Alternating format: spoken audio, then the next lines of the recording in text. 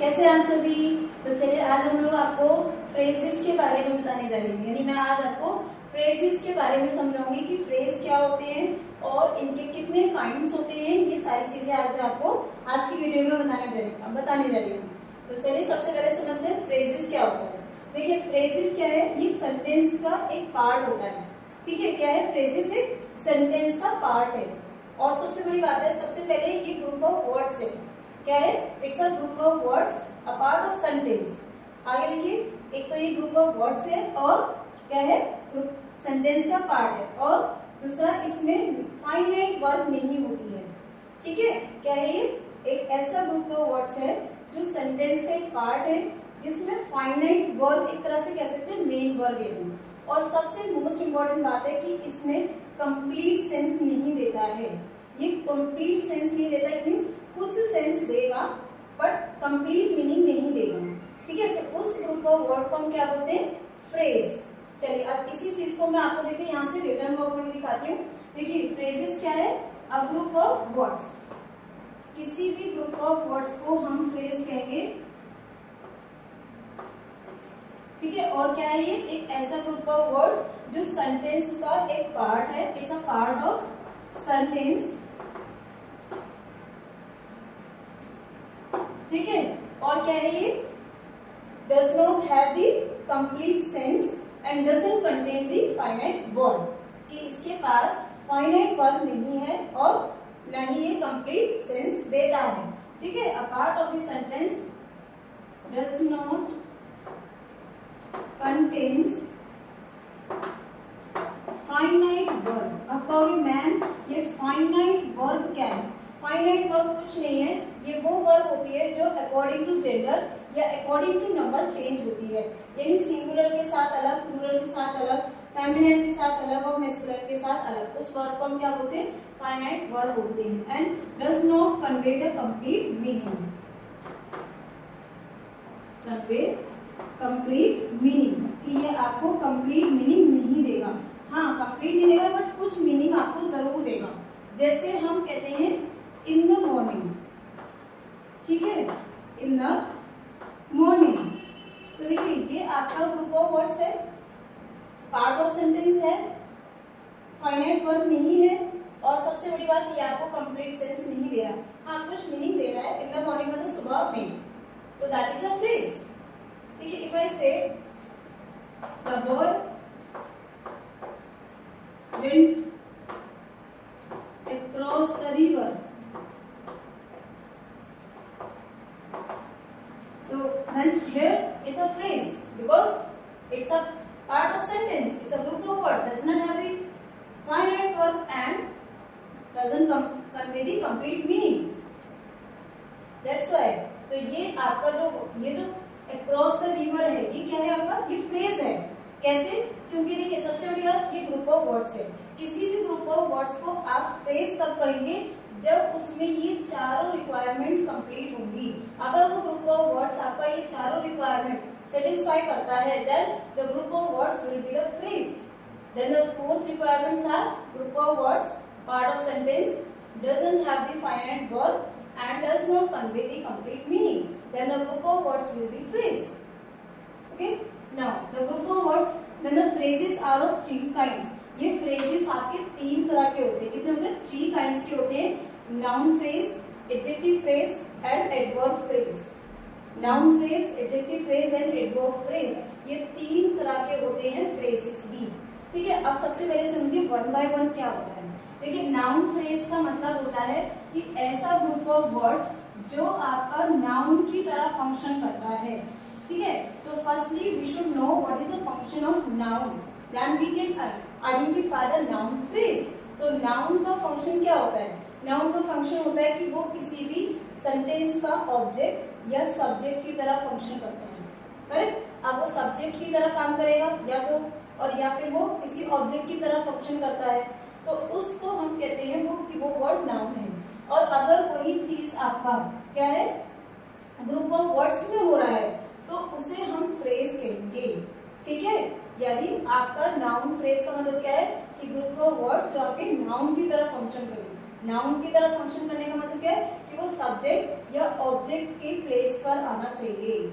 ठीक है, और आपको और एक पहचान बताती हूँ कि अगर वो ग्रुप ऑफ वर्ड्स आपके किसका आंसर दे रहा है, व्हाट, ठीक है, who, where, then it will be the noun, क्योंकि व्हाट का आंसर देना भी नाउन का ही काम है, हु का आंसर देना भी नाउन का ही काम है, और वेयर यानी प्लेस के बारे में बताना भी नाउन का ही काम है।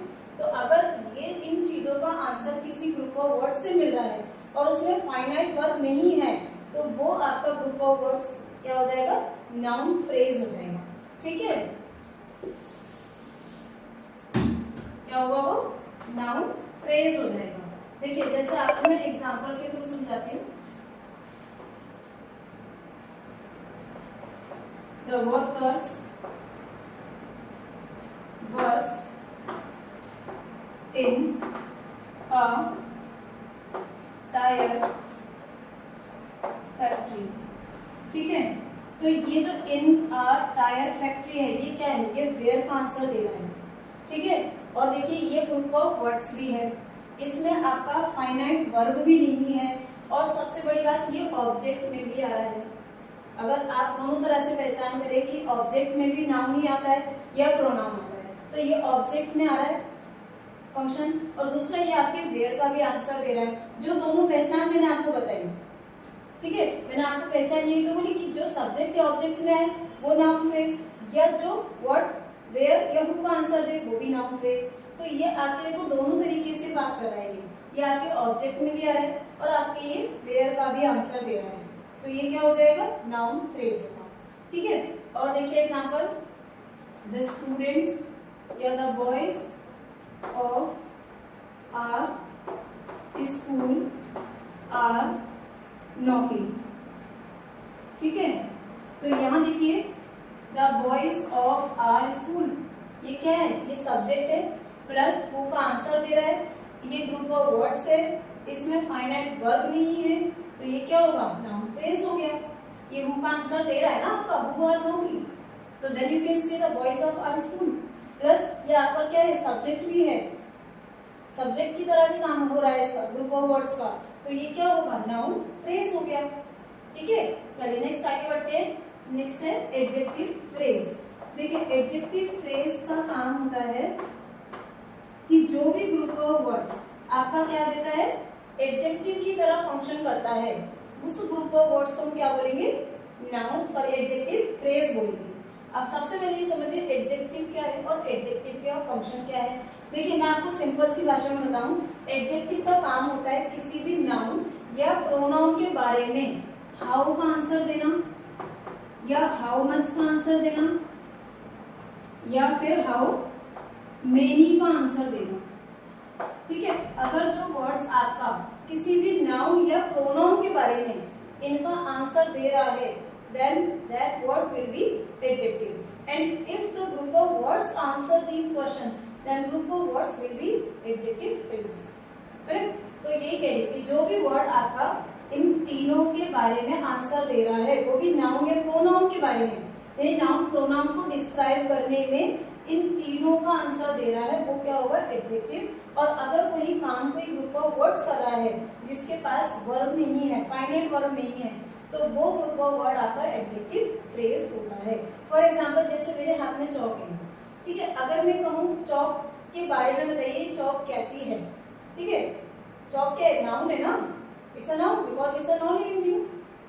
तो अब अगर मैं इसकी विशेषता बताऊं तो क्या कहूंगी, it's a white colour Chowk, cylindrical shape, pointed.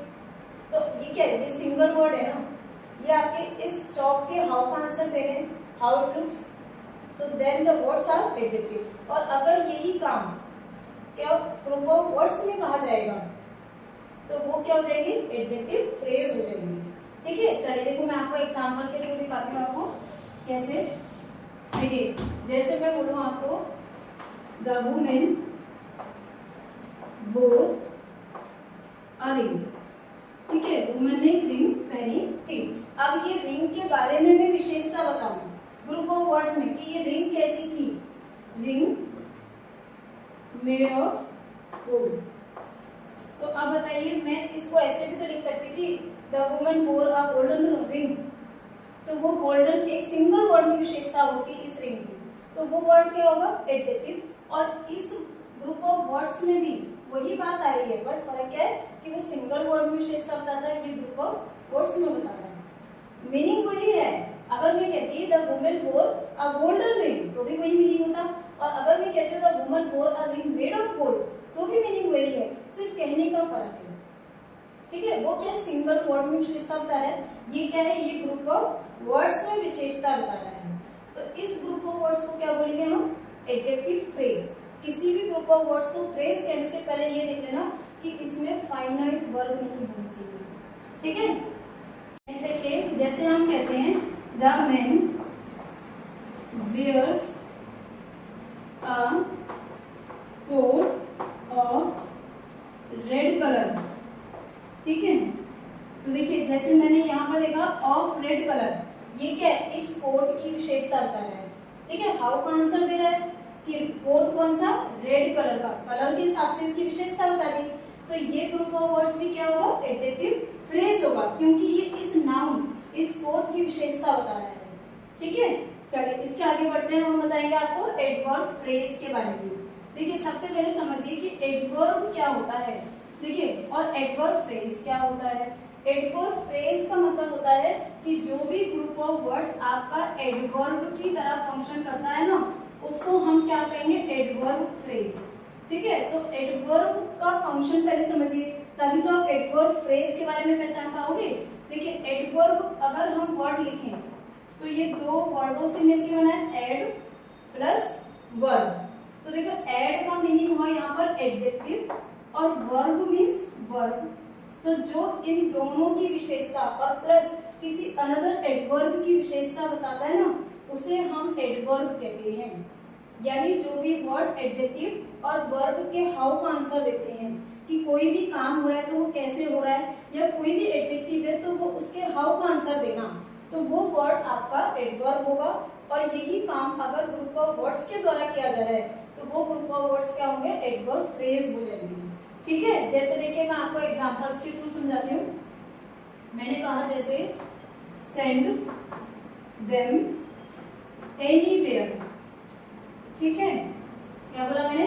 Send them anywhere. तो देखिए यहाँ पर इस सेंड की विशेषता ये एनीवेयर बता रहा है। ये सेंड क्या है? ये वर्ब है।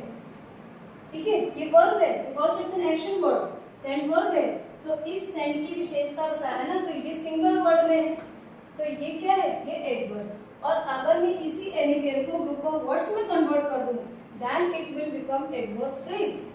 सी that now send them at any place. ठीक है, तो यहाँ देखिए मैंने इस एनीवेयर को ग्रुप ऑफ वर्ड्स में कन्वर्ट किया, तो this will become adverb phrase. ये क्या है? ये एडवर्ब फ्रेज हो गया, क्योंकि ये अब इस सेंड की विशेषता ग्रुप ऑफ वर्ड्स में बता रहा है without having the finite verb. Finite verb नहीं है। ठीक है, तो ये क्या हो गया? Adverb phrase. और देखिए एग्जांपल, जैसे मैंने कहा सुनैना राइट्स फ्लुएंटली। ठीक है, तो यहाँ ये राइट्स क्या है? वर्ब, और इस वर्ब की विशेषता सिंगल वर्ड में बताई गई, तो ये क्या हो गया? एडवर्ब। और इसी फ्लुएंटली को अगर मैं ग्रुप ऑफ वर्ड्स में कन्वर्ट कर दूं तो वो क्या हो जाएगा? Adverb phrase. Look at how Sunaina rights in a fluent manner. तो ये इन अ फ्लुएंट मैनर, ये क्या हो जाएगा? ये एडवर्ब फ्रेज हो जाएगा। देखो मीनिंग वही है, अगर आप ध्यान से देखो मीनिंग वही है, लेकिन दोनों में सिर्फ कहने का फर्क है। यहाँ सिंगल वर्ड में कह दिया और यहाँ पर ग्रुप ऑफ वर्ड्स में कह दिया। ठीक है, मीनिंग चेंज नहीं होगा आपका, मीनिंग वही रहता है, लेकिन सिर्फ कहने का फर्क है। तो ये ग्रुप ऑफ वर्ड्स क्या हो जाएगा? एडवर्ब फ्रेज हो जाएगा। ठीक है, इस तरीके से आप फ्रेजेस को पहचान कर सकते हो। देखो एडवर्ब फ्रेज को चेंज करना बहुत आसान है। अगर कोई भी एडवर्ब ऑफ मैनर में दिया गया है तो आप उसके साथ में एलवाई को हटा दो, रिमूव एलवाई, और उसकी जगह मैनर लगा दो। जैसे अगर हम बोलते हैं केयरफुली तो क्या लिखेंगे, इन अ केयरफुल मैनर, ठीक है। Rudely, in a rude manner, इस तरीके से।